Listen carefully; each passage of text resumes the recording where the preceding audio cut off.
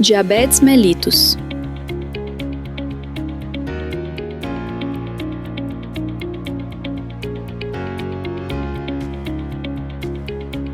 O que são carboidratos?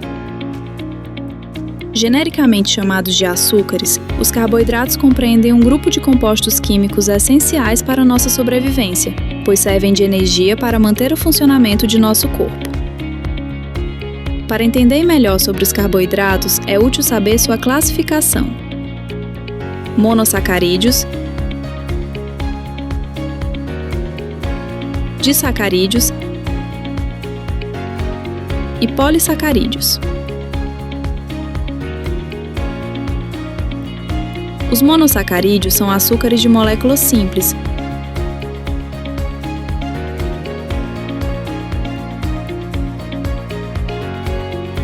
como a glicose,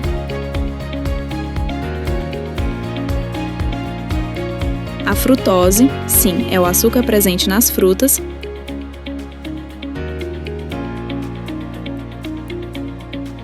e a galactose, presente no leite.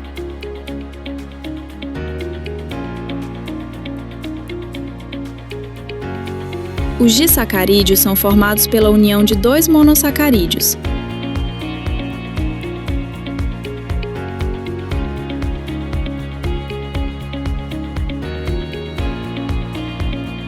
São eles: lactose e sacarose.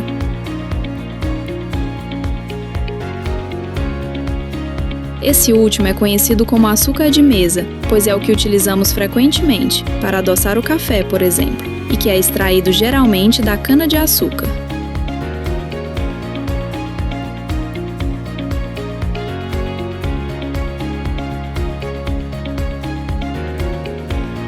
Já os polissacarídeos são formados pela união de inúmeros monossacarídeos.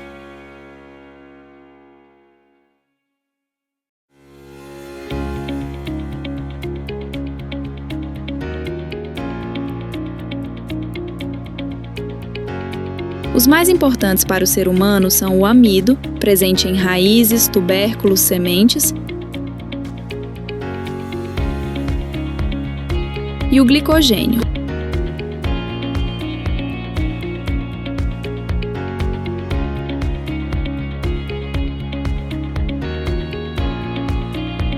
Glicose e glicogênio são os açúcares que participam diuturnamente de nosso metabolismo. Então falaremos mais sobre eles a seguir. Por que é importante saber o que são carboidratos? Para acabar com o mito de que somente comidas de sabor doce prejudicam a glicemia, quantidade de glicose no sangue, e o diabetes.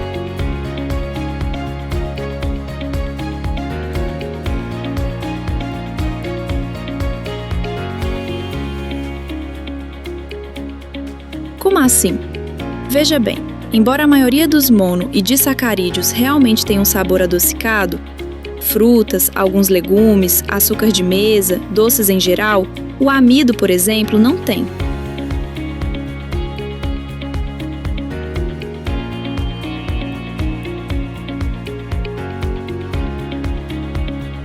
Porém, mesmo não sendo doce ao paladar, o amido continua pertencendo ao grupo dos carboidratos, polissacarídeo, e após ser ingerido, será convertido em glicose dentro do organismo.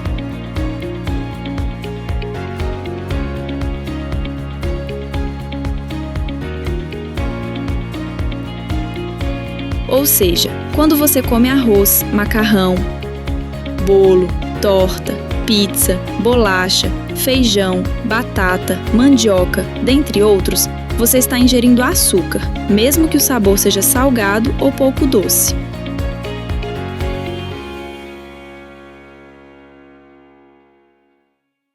Se você for diabético, quanto mais carboidrato comer, pior será o seu controle glicêmico.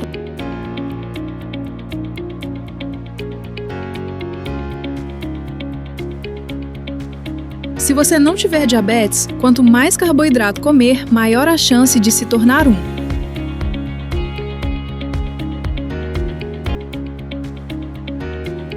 Como funciona o metabolismo da glicose no corpo? Quando ingerimos carboidratos, estes são digeridos, transformados em glicose e absorvidos pelo intestino. Chegam à corrente sanguínea e se espalham pelo corpo, onde servirão de combustível para as células.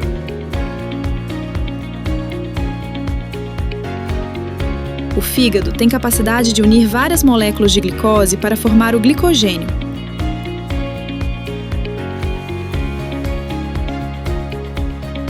Isso é feito como forma de armazenar energia.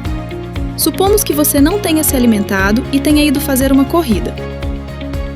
Se o fígado não tivesse uma reserva de glicose sob a forma de glicogênio, de onde sairia a energia necessária para alimentar seus músculos durante o exercício?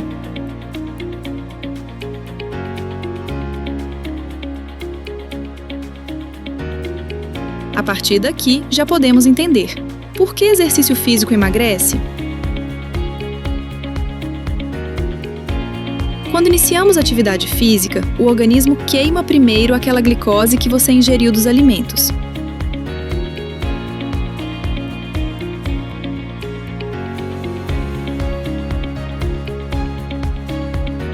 Quando essa acaba, ele queima o glicogênio presente no fígado. Quando esse estoque também cessa, o organismo passa a retirar energia do tecido adiposo, fazendo diminuir suas reservas de gordura.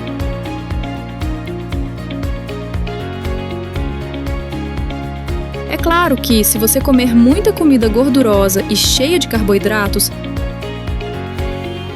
os estoques de glicogênio do fígado e de gordura do tecido adiposo voltarão a se encher e o peso que você teria perdido com a atividade física será recuperado.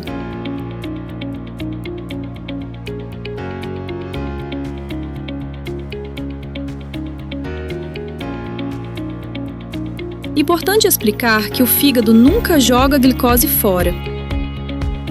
Quando não há mais espaço para armazenar glicogênio, o fígado o transforma em gordura e o envia para o tecido adiposo.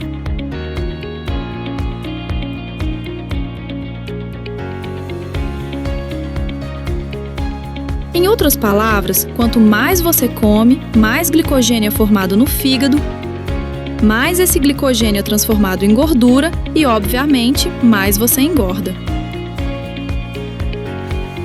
Entendido um pouco dos caminhos percorridos pelo açúcar em nosso corpo, já podemos entrar na parte hormonal do processo. Então,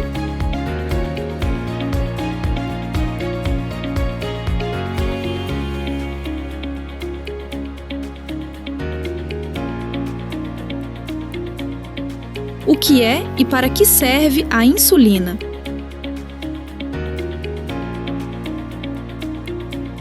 Basicamente, é um hormônio produzido no pâncreas, responsável por regular a quantidade de glicose no sangue e dentro das células.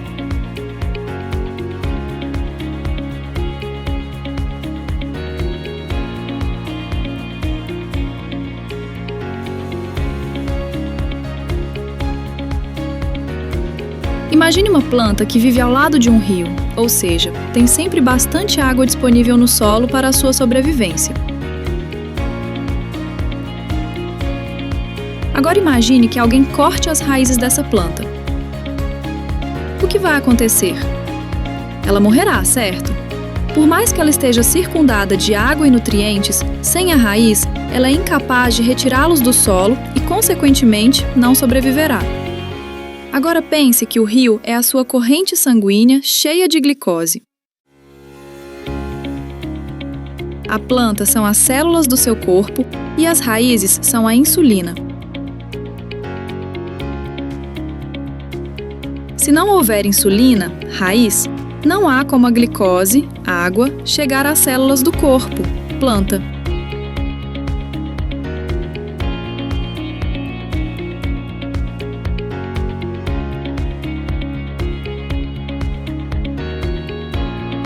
Não basta a glicose estar no sangue, ela deve adentrar as células para que sirva de combustível nas reações bioquímicas.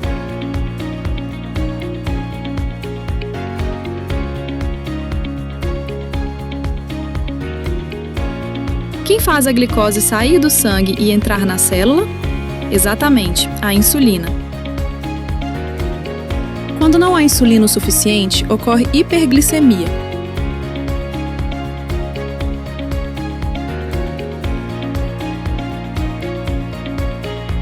Ou seja, os níveis de glicose no sangue ficam altos, mas os do interior da célula ficam baixos, que é o que ocorre no diabetes mellitus.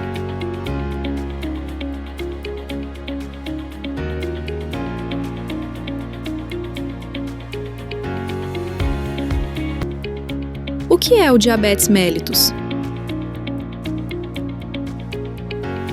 É uma doença crônica que ocorre quando o pâncreas não produz insulina, diabetes mellitus tipo 1.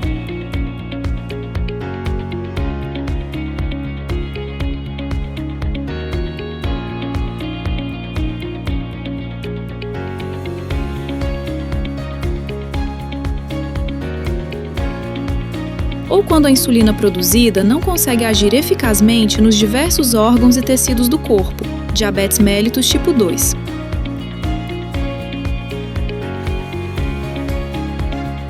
A palavra mellitus vem do latim e significa mel, em referência ao papel central do doce, glicose, nessa doença.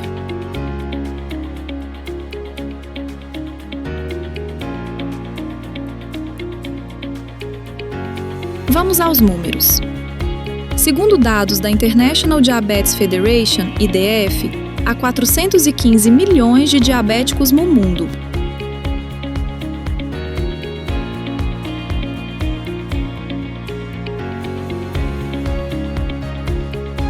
Em 2015, a cada 6 segundos, uma pessoa faleceu devido ao diabetes e suas complicações.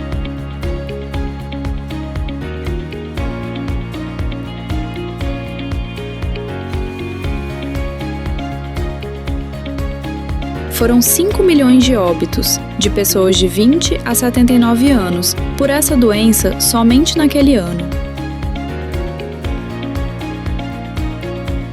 Veja na tabela os 10 países com maior número de diabéticos do mundo em 2015, indivíduos entre 20 e 79 anos de idade.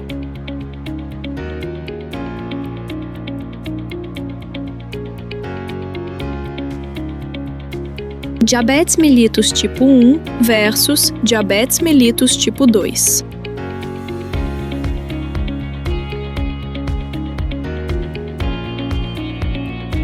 No diabetes tipo 1, ocorre destruição total das células pancreáticas responsáveis por produzir insulina, ou seja, o indivíduo simplesmente não produz esse hormônio e, por isso, necessita recebê-lo diariamente e por toda a vida.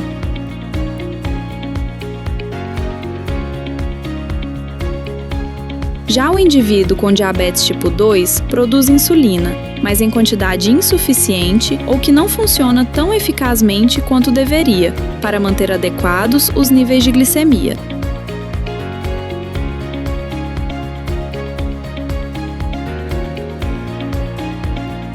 É uma doença causada por vários fatores, como genética, obesidade, sedentarismo, má alimentação, que somados tornam o indivíduo diabético. O que é pré-diabetes?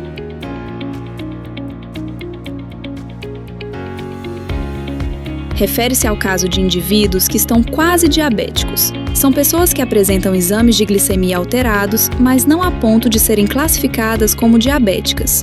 Esses indivíduos estão a um passo de tornarem-se diabéticos, que, aliás, é o que ocorre quando nenhuma medida é tomada, perda de peso, combate ao sedentarismo. Quem são os indivíduos com mais chance de desenvolver diabetes tipo 2? Como já dito, são vários os fatores que contribuem para o surgimento do diabetes, alguns preveníveis, outros não. Veja: casos de diabetes na família, especialmente pai, mãe e irmãos. Diagnóstico prévio de pré-diabetes. Diagnóstico prévio de diabetes gestacional, diabetes durante a gravidez. Idade avançada. Sobrepeso ou obesidade.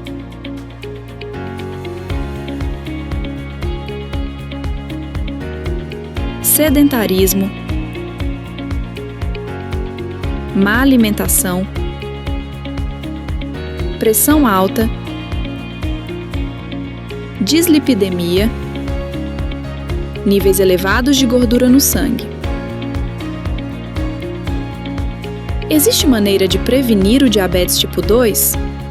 Existem fatores que podem e devem ser corrigidos para reduzir o risco de desenvolvimento dessa doença. A perda de peso, por exemplo, é a principal forma de dirimir o risco. O Diabetes Prevention Program mostrou que, a cada quilograma de peso perdido, houve redução de 16% do risco de diabetes tipo 2. Outras maneiras são alimentação saudável e prática de atividade física aeróbica de pelo menos 150 minutos por semana. Caminhada rápida, corrida, ciclismo, natação.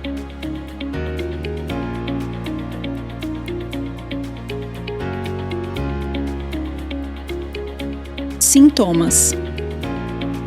Normalmente, o diabetes não apresenta sintomas, mas em alguns casos o indivíduo pode sentir muita sede, muita fome, urinar várias vezes ao dia, mais do que o comum, e perder peso de maneira não intencional, ou seja, sem fazer dieta ou regime. Rastreamento do diabetes. Em medicina e saúde, faz-se rastreamento em casos de doenças que não costumam causar sintomas, ou que os causam somente quando já se encontram em estágio avançado. É o caso do diabetes.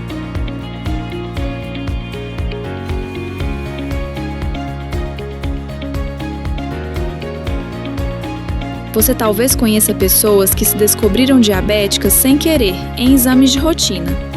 O intuito do rastreamento é justamente esse: diagnosticar indivíduos assintomáticos, que não apresentam sintomas, o mais precocemente possível. Quando se descobre um diabetes ou um pré-diabetes em estágio precoce, pode-se dar início ao tratamento e a todas as demais medidas necessárias para evitar a evolução da doença, com suas complicações e risco de óbito.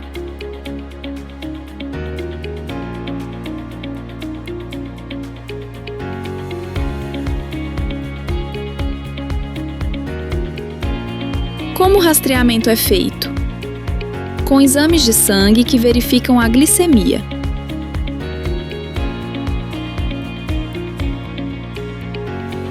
Quem deve fazer o rastreamento? Pessoas com 45 anos ou mais de idade. Pessoas com menos de 45 anos com fatores de risco para a doença.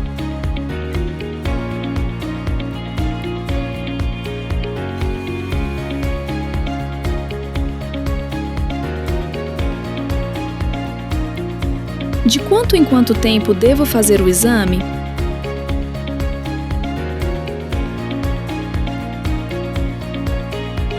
De 3 em 3 anos se o exame for normal, anualmente se o exame for de pré-diabetes.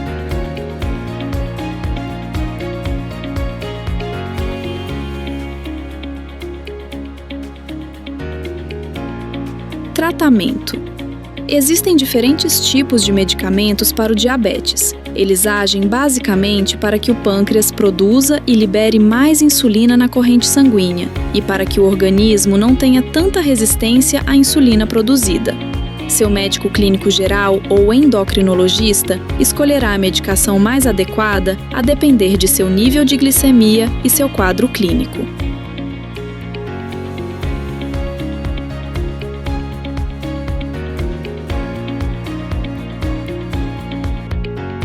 Quais as complicações que o diabetes pode apresentar? Se já sou diabético, de que adianta perder peso, me alimentar melhor, fazer exercício e controlar minha glicemia? Se você já tem o diagnóstico de diabetes, é primordial que faça o tratamento adequadamente. É necessário manter dieta equilibrada, rotina de atividade física, emagrecimento, cessação de tabagismo e alcoolismo, normalização de colesterol e triglicerídeos e gestão correta da medicação e/ou uso correto da insulina.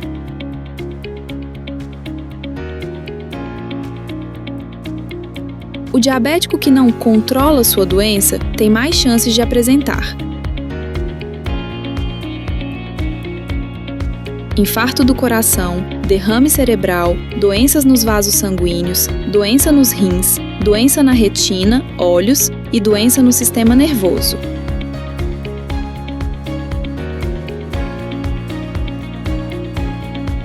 O diabetes pode causar cegueira e amputação de membros. Indivíduos diabéticos apresentam maiores taxas e maior duração de hospitalização para o mesmo problema de saúde do que indivíduos não diabéticos.